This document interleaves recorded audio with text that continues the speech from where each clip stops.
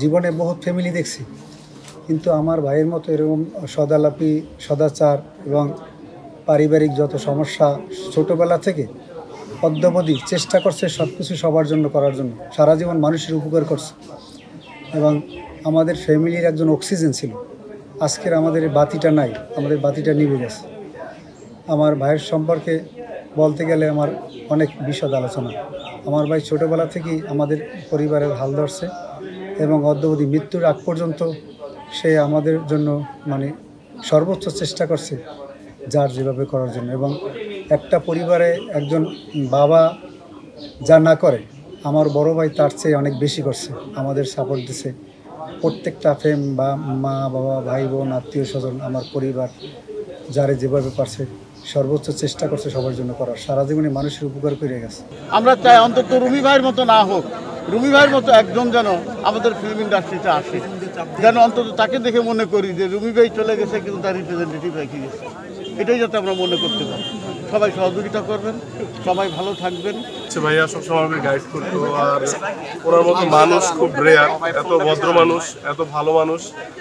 আর একটা মানুষ আঞ্চলিক ভাষায় অভিনয় করে যে কোটি কোটি দর্শকের হৃদয় জয় করা যায়, এটার উদাহরণ ছিল অলিউল হক রুমি। এই বরগুনাকে রিপ্রেজেন্ট করছে, বরিশালকে রিপ্রেজেন্ট করছে এবং পৃথিবীর যে প্রান্তেই বাংলা ভাষাভাষীরা ছিল, রুমি ভাইয়ের অভিনয় পছন্দ করতো না এরকম মানুষ খুবই রেয়ার। সো এইটা আমাদের জন্য অনেক বড় একটা লস। আল্লাহ ওনার কবুল করুক, ওনাকে বেহেশত নসিব করুক এবং রুমি ভাইয়ের পরিবারকে, কারণ রুমি ভাইয়ের একটা ছেলে আছে, মেয়ে আছে, মেয়ে দেশের বাইরে থাকে কানাডাতে, ভাবি, সবাইকে এই শোক সৈবত তৌফিক দেখ। আর কি বলবো ভাই, বিনোদন ছিল বরিশালের ভাষাকে প্রমোট করা, এটা রুমি ভাই অনেকটাই দায়িত্ব নিয়েছেন তার কাঁধে এবং সেটি সে প্রয়োগ করেছেন এবং কি আমাদেরকে বিনোদন দিয়েছেন। তাদের দেখা দেখি আমাদের কাজ শুরু। আমার দুর্ভাগ্য যে তার সাথে আমার কাজ হয়নি, তবে আমাদের আলমাস শিকদার এবং সাগর, মাসুদ পারভেজ সাগর, ওদের সাথে কাজ হয়েছে। যে কোনো কারণে হোক আমার সাথে হয়তো আমি টাইমিংটা মিলাইতে পারি না বা কাজ হয়নি, এটা আমার একটা আফসোস থেকে গেল।